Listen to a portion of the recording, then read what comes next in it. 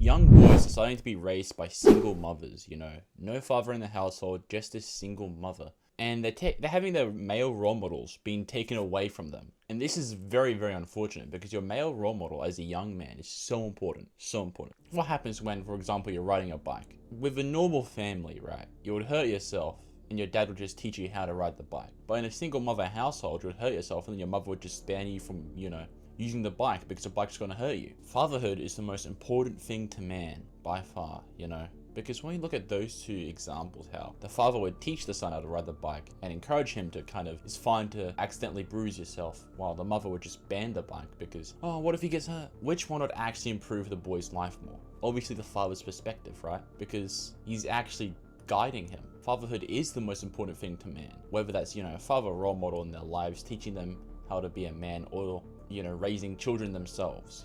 A boy learns from their father when they're young, how the father loves his wife, how the father navigates his life, his mannerisms, the way he kind of carries himself. The young man observes his father. But this masculine role model is starting to disappear from our lives. We have so much modern cultural movements to stop masculine fathers from even being a thing anymore. It used to be that fathers were literally the leaders of the household. The son, he would guide the son. The daughter, he would pretty much kind of select who the daughter would go out with. There's been a massive rise in divorce, okay? Massive rise of divorce. More weak role models who are careless of the child, and there's no father anymore. So who is the child going to learn from? So where did this problem come from where, suddenly there's no more masculine fathers anymore? You can agree or disagree with where this problem came from, but this is what I think, okay? It's a cultural issue. During the Vietnam War in the 60s, the hippie movement had become a massive thing. A massive thing. And honestly, who doesn't love peace and love? But the problem is that the hippie movement, just like the flappers movement that came a couple decades before then, the hippie movement encouraged a lot of cultural freedoms. And what do I mean by cultural freedoms? What I mean is that they allowed themselves to be as hedonistic as possible, because it was about what your body feels like doing, man. It was about what you feel like doing instead of what is actually right and just. Back then, we were following what was right, what we had to do. But with the introduction of the hippie movement, they were following what felt good. Plus, add this with the hormonal birth control pill, which basically takes away the woman's egg so that they can have intercourse without getting pregnant. You'd think, oh wow, it sounds like a lot of pleasure. Well, it is. That's the problem. It makes sexual access way too free. Instead of people waiting until marriage and using it to start a family. Instead, they basically use it to be as hedonistic as possible and making sex from, what should have been a part of love. They're taking away from, marriage and love and putting it into a normal pleasurable thing like drugs or alcohol in a sense. So the rise of hedonistic acts led to a very interesting statistic, okay? Here's a graph. It's divorce rate. Notice how there's a massive spike. Before this massive spike, before 1976, the divorce rate was 0.5. But in a year, it went way up to 5.0. Complete inversion. Ever since then, the divorce rate, instead of resting at 0.5, has been resting at 3.5 to 4 every year. That is not a good statistic. And this is because of the hippie movement and the contraception pill. They had reached their peak around 1976, and thus the divorce rate just skyrocketed, way up high. Now, here's a statistic from the US Census Bureau 2022. 1 of 4 children live without a father in America. And in Australia, 85% of single-parent households are fatherless. So what are the consequences of a fatherless household? So according to fixed family courts, okay, fatherless children are 5 times more likely to commit suicide, 9 times more likely to drop out of school, 10 times more likely to abuse chemical substances, 14 times more likely to commit rape, 20 times more likely to end up in prison, 32 times more likely to run away from home. So their likelihood to commit crime, to do all this ungodly behavior, is because they don't have a father. And then we see this rise in divorce rate and the fact that all these houses favor the mother over the father. No wonder why there's so much youth crime problems, so much misdirected individuals, so much crime these days. It's a cultural problem, and how we're going to solve this is by literally introducing morals, reintroducing morals, okay?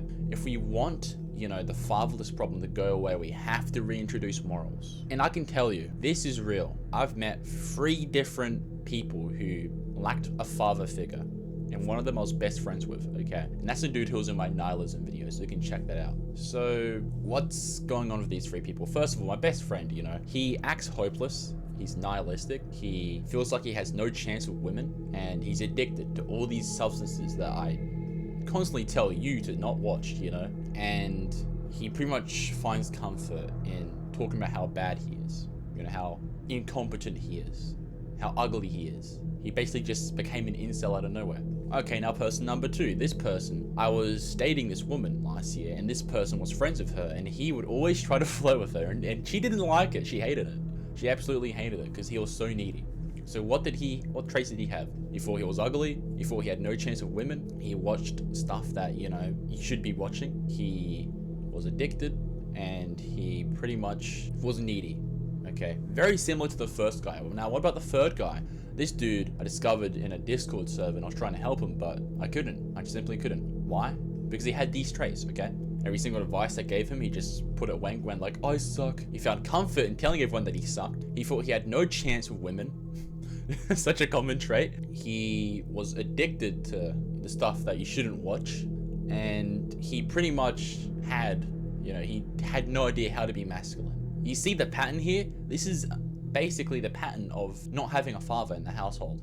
So no wonder why we have so much crime. I don't know if they're all are dropouts, because like the other two, I'm not sure, but one of them is a dropout, okay? One of them actually dropped out of school in year 12. So those are the behavioral patterns I observed in fatherless men, and it's quite depressing. Like, it's very depressing, because these men had the potential to be so great, but they lacked a masculine role model, and thus they're quite effeminate in nature now. The reason why, like, Tupac spoke about joining a gang because he wanted, like, to know the feeling of having a father, and he speaks about this a lot in his music. That kind of explains why people get into those gangs. Explains why people loot a lot these days. It's because they don't have a father.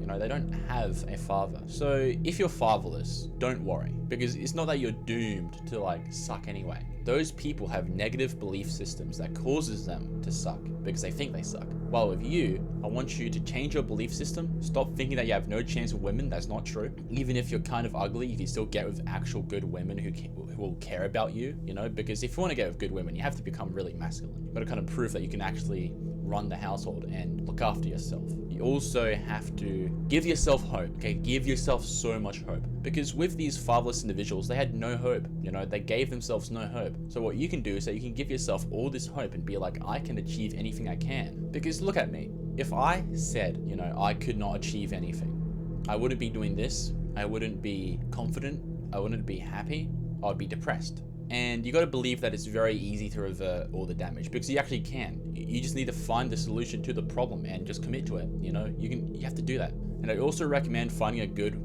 male role model, because you're fatherless, right? Your brain will be searching for male role models all the time. If you fulfill it with an actual good male role model who has good morals, then you basically just have an advantage above everyone else, because you're actually finding good information and inputting it. So pick wisely. So that is my advice for fatherless people. It's very small considering that, you know, it's a big problem, but this is about you taking action. If we have to solve this problem, we have to stop being hedonistic. We have to go out there and start doing what is right instead of doing what is pleasurable.